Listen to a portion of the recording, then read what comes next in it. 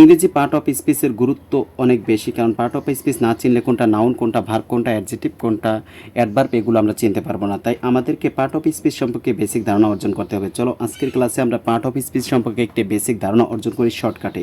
বলা হয়েছে নাউন কোনো কিছুর নাম বোঝায়, কোনো কিছুর নামকে নাউন বলে। যেমন আমি এখানে কয়েকটি নাম লিখেছি, রহিম, পেন, রিভার নদী, রহিম পেন অর্থ কলম, রিভার অর্থ নদী, এগুলো কিন্তু সবই নাম। স্কাই অর্থ আকাশ, গোল্ড অর্থ স্বর্ণ। দেখো এখানে যেগুলো আমি লিখেছি এগুলো সবই নাম, অর্থাৎ পৃথিবীতে যত নাম রয়েছে, পৃথিবীতে যত নাম রয়েছে এগুলো সবগুলোকে নাউন বলা হয়। পৃথিবীতে যত নাম রয়েছে এগুলো সবই হচ্ছে নাউন। এখানে আমরা যদি নাউন সম্পর্কে বেসিক ধারণা অর্জন না করতে পারি তাহলে কিন্তু নাউন চেনা যাবে না। নাউন হচ্ছে ওই সকল যেগুলোকে পৃথিবীতে যত যা রয়েছে সবই হচ্ছে নাউন। যেমন Hasan play football, Hasan plays football, এই যে এখানে এই হাসান একটি নাম, যেহেতু এখানে একটি ব্যক্তির নাম আছে, এটা একটা নাম, তার মানে এটা একটা নাউন। তারপরে প্লেস, এটা তো আর প্লেস অর্থ খেলা করা, এটা তো আর নাউন না। ফুটবল, ফুটবল একটি নাম, কারণ ফুটবল এটা একটা নাম। তো এখানে আমি দেখো লিখে রেখেছি, এখানে হাসান ও ফুটবল দুটি ওয়ার্ড ই নাউন। কী কারণে নাউন? কারণ এই দুইটা দ্বারা নাম বোঝিয়েছে, যেহেতু এই দুইটা দ্বারা নাম বোঝাইছে এই জন্য এই দুইটা নাউন। তারপরে আসো 2 নাম্বার হচ্ছে প্রোনাউন। সাধারণত নাউন এর পরিবর্তে যে বসে তাকে প্রোনাউন বলে। আমরা জানি নাউন এর পরিবর্তে যে বসবে সেই হচ্ছে প্রোনাউন। এখন প্রোনাউনগুলো আমাদের দেখে চিনতে হবে যে কোনগুলো প্রোনাউন। এখানে দেখো যেমন he, she, it, they, I, we, you, এগুলো হচ্ছে প্রোনাউন। এগুলো নাউনের পরিবর্তে বসে। যেমন আমরা যদি বলি পুরুষ, একজন বালক যদি বলি তাহলে তার বালক ছেলেদের পরিবর্তে হি বসে। আর একজন মেয়ে যদি বলি তার পরিবর্তে কী বসে? সে বসে। আর যদি কলম বলি পেন, কলম একটি যদি বোঝায় তাহলে ইট বসে। অনেকগুলো হইলে ব্যক্তি হোক আর বস্তু হোক তাহলে দে বসে। আমার পরিবর্তে আই বসে, আমাদের পরিবর্তে উই বসে, আর হচ্ছে তোমার পরিবর্তে ইউ বসে। এই পরিবর্তে যেগুলো বসে, নাউনের পরিবর্তে যেগুলো বসবে সেগুলোই হচ্ছে প্রোনাউন। অর্থাৎ নাউন এর পরিবর্তে, নাউনের স্থানে যাকে বসানো যায়, নাউনের স্থানে নাউনের পরিবর্তে যাকে ব্যবহার করা যাবে তাকে প্রোনাউন বলা হয়। নাউনের স্থানে নাউনের পরিবর্তে যাকে ব্যবহার করা যায় তাকে কি বলা হয়? প্রোনাউন বলা হয়। এবার দেখো এক্সাম্পল আমরা দেখি। এক্সাম্পল হচ্ছে আই ইট রাইস। এই যে এখানে দেখো আইয়ের জায়গায় আমরা একটা নাম বসাইতে পারি। আইয়ের জায়গায় একটা নাম বসাইলে, যেমন এখানে রহিম ইটস রাইস, তারপর হচ্ছে হি করিম ইটস রাইস, এভাবে একটা নাম বসানো যায়। যেহেতু নাম বসানো যায় তার মানে নামের স্থানে যেহেতু আই আছে, এগুলো যদি নামের স্থানে থাকে, I, he, she, it, they, I, we, you, এগুলো তার মানে এগুলো কি প্রোনাউন বলা হয়। এবার আসো দে প্লে ক্রিকেট। এই যে এখানে দে হচ্ছে সাবজেক্ট, যেহেতু দে নাউনের স্থানে বসেছে, আমরা জানি সাবজেক্ট এবং অবজেক্ট হিসেবে নাউন বসে। আর দে যেহেতু সাবজেক্টের স্থানে বসছে তার মানে এইটাও একটি কি নাউনের পরিবর্তে বসছে। নাউনের পরিবর্তে বসছে মানে ও প্রোনাউন। নাউনের পরিবর্তে যে বসতে পারবে সেই হবে প্রোনাউন। যেহেতু সাবজেক্ট হিসেবে বসছে দে, তার মানে হি, শি, ইট, দে, এগুলো আই, উই, এগুলো যদি নাউনের স্থানে বসে তাহলে সেখানে আমরা এগুলোকে প্রোনাউন হিসেবে গণ্য করব। দেখো এখানে আই এবং দে নাউন এর পরিবর্তে বসেছে, তাই এগুলো কি প্রোনাউন বলা হয়। তারপর বলা হয়েছে ভার্ব, কোনো কাজকে বোঝায়। ভার্ব কোনো কাজকে, পৃথিবীতে যত কাজ আছে এই কাজগুলোকে ইংলিশে ভার্ব বলা হয়। পৃথিবীতে আমরা যত কাজ দেখি এগুলোকে ইংলিশে ভার্ব বলা হয়। যেমন প্লে অর্থ খেলা করা, এটা একটা কাজ। ডু অর্থ করা, এটা একটা কাজ। ইট অর্থ খাওয়া, এটি একটি কাজ। গো অর্থ যাওয়া, এটি একটি কাজ। কাম অর্থ আসা, এটি একটি কাজ। রিড অর্থ পড়া, এটি একটি কাজ, ইত্যাদি। এগুলো কাজ। অর্থাৎ পৃথিবীতে যত কাজ রয়েছে, আমরা যত কাজ দেখি সবই কি ভার্ব। আর ভার্ব আমরা কীভাবে চিনব একটি সেন্টেন্সে? দেখো হি গোজ টু স্কুল, এখানে হি হচ্ছে সাবজেক্ট, আর গোজ অর্থ যাওয়া, গো অর্থ যাওয়া, এটা প্রেজেন্ট টেন্স গঠন করছে এই জন্য গোজ হয়েছে, এই ইয়েস যোগ হয়েছে। তাহলে যেহেতু যাওয়া, ধরার, পড়া, লওয়া, খাওয়া এটা একটা কাজকে ভার্ব বলে। যেহেতু এখানে গোজ আছে তার মানে যাওয়া বোঝাইছে, তার মানে এটি একটি ভার্ব, যেটা দ্বারা কাজ করা বোঝাবে সেটিকে ভার্ব বলা হয়। যেমন সুমন রিডস বুক, এখানে রিডস অর্থ পড়া, রিড অর্থ পড়া, আমরা জানি এখানে থার্ড পারসন সিঙ্গুলার হওয়ার কারণে প্রেজেন্ট টেন্স গঠন করছে এই জন্য অ্যাস যোগ হয়েছে। সুমন রিডস বুক, ভার্বের সাথে অ্যাস বা ইয়েস আছে। এবং আমরা জানি ভার্ব মানে হচ্ছে ক্রিয়া, কোনো কাজ করাকে বোঝায়। যেহেতু রিড অর্থ পড়া, তার মানে এটি একটি কাজ। এখানে দেখো, এখানে গোজ ও রিডস দুটি ওয়ার্ড ধারা ধারা কি বোঝায়? কাজ বোঝায়, তাই এরা দুটি কি ভার্ব, এরা দুজন ধারা কি বোঝায়? ক্রিয়া বোঝায়, কাজ বোঝায়, তাই এরা ভার্ব। এবার আসো অ্যাডজেটিভ, দোষ বা গুণ বোঝায়, অর্থাৎ নাউন প্রোনাউনের দোষ গুণ অবস্থা পরিমাণ সংখ্যা বোঝালে তাকে অ্যাডজেটিভ বলে।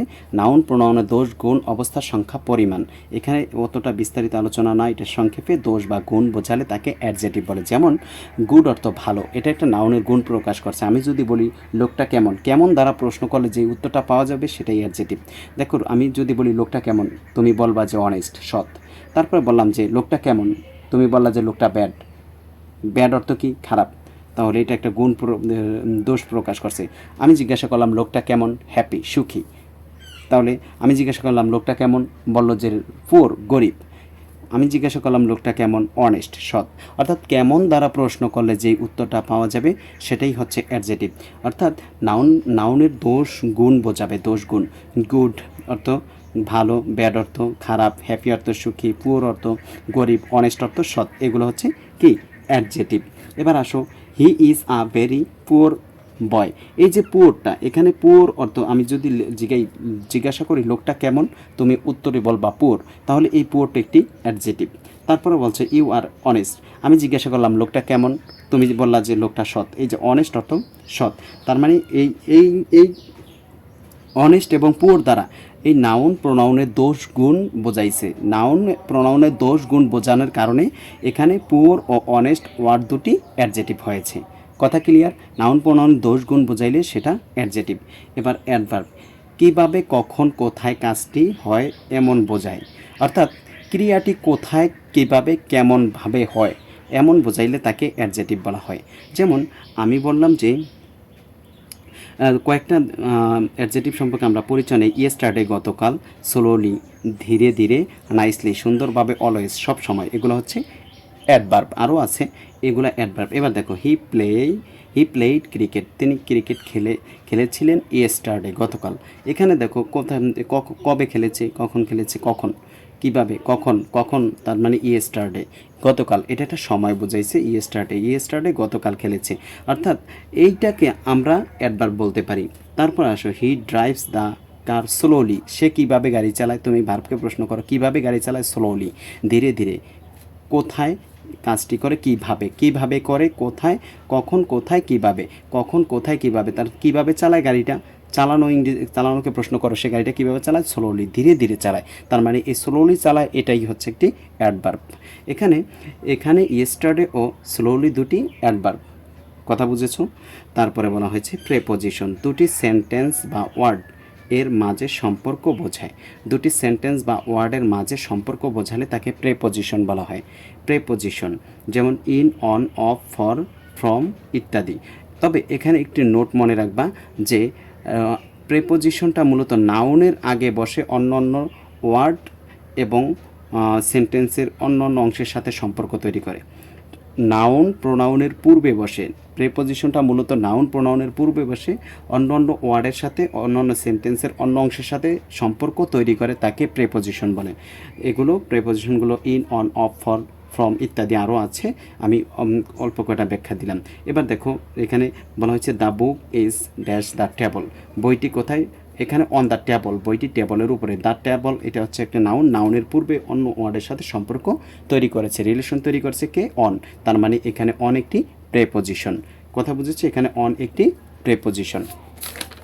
এবার আসো, তারপরে বলা হয়েছে ইন্টারজেকশন, আবেগ প্রকাশ করে। কোনো সেন্টেন্সে কোনো ওয়ার্ড দ্বারা যদি আবেগ প্রকাশ করে, আবেগ, দুঃখ, বিষাদ, কষ্ট এগুলো প্রকাশ করে, আনন্দ প্রকাশ করে, তাকে এক্সক্লেমেটিভ ইন্টারজেকশন বলা হয়, তাকে ইন্টারজেকশন বলা হয়। যেমন ওয়াও এটা তার একটা তার মনের আবেগ প্রকাশ করছে, এরাস দুঃখ প্রকাশ করছে, তারপর হুররে আনন্দ প্রকাশ করছে ইত্যাদি। এগুলো ধারা যদি কোনো যে ওয়ার্ডে কি দ্বারা আবেগ প্রকাশ করে, মনের আবেগ প্রকাশ করে, তাকে কি বলা হয়, ইন্টারজেকশন। যেমন alas he is no more, alas দুঃখের ব্যাপার, হি ইজ নো মোর, সে আর বেঁচে নেই, অর্থাৎ তার মনের একটা কষ্ট প্রকাশ করছে। Hurrah, hurrah we have won the game, কি মজা, হুররে মানে কি মজা, তার মনের একটা আনন্দ প্রকাশ করছে। We have won the game, আমরা কি করেছি, খেলায় জিতেছি। অর্থাৎ এই সেন্টেন্সটা একটি কি, এই যে এই হুররে এবং এলাস এই দুইটা হচ্ছে ইন্টারজেকশন। এবার আসো কনজাংশন, যে শব্দগুলো দুটি ওয়ার্ড বা সেন্টেন্সকে যুক্ত করতে সাধারণত কি করা হয়, কনজাংশন ব্যবহার করা হয়, কনজাংশন বসে। দুটি দুটি ওয়ার্ড বা দুটি ওয়ার্ড বা যে শব্দগুলো দুটি ওয়ার্ড বা সেন্টেন্সকে যুক্ত করতে সাধারণত কনজাংশন বসে। দুটি ওয়ার্ড বা দুটি সেন্টেন্সকে যুক্ত করতে সাধারণত কী বসে, কনজাংশন বসে। কনজাংশন কী কী, যেমন আমরা কয়েকটা লিখছি, and, but, or, that, because, এগুলো হচ্ছে কনজাংশন, ইত্যাদি আরও আছে, এগুলো হচ্ছে কনজাংশন। অর্থাৎ দুটি ওয়ার্ড বা দুটি সেন্টেন্সের মধ্যে সম্পর্ক তৈরি করে তাকে কনজাংশন বলে। এবার দেখো, I like tea and coffee, এখানে অ্যান্ড যুক্ত, অ্যান্ড দ্বারা দুটি ওয়ার্ড, এই ওয়ার্ডটা এই ওয়ার্ডের সাথে সম্পর্ক তৈরি করেছে, অর্থাৎ কফি আর টি এর সাথে সম্পর্ক তৈরি করেছে, এই জন্য এখানে অ্যান্ড বসানো হয়েছে, অ্যান্ড কনজাংশন ব্যবহার করা হয়েছে। He is poor but he is honest, এখানে বাট একটি কনজাংশন, কেন, কারণ ওই পাশে একটি সেন্টেন্স, এই পাশে একটি সেন্টেন্স, দুটি সেন্টেন্সকে যুক্ত করতে এখানে বাট কনজাংশনটি ব্যবহার করা হয়েছে। আশা করি বুঝতে পেরেছ পার্ট অফ স্পিচ 8 প্রকারের বেসিক আলোচনা।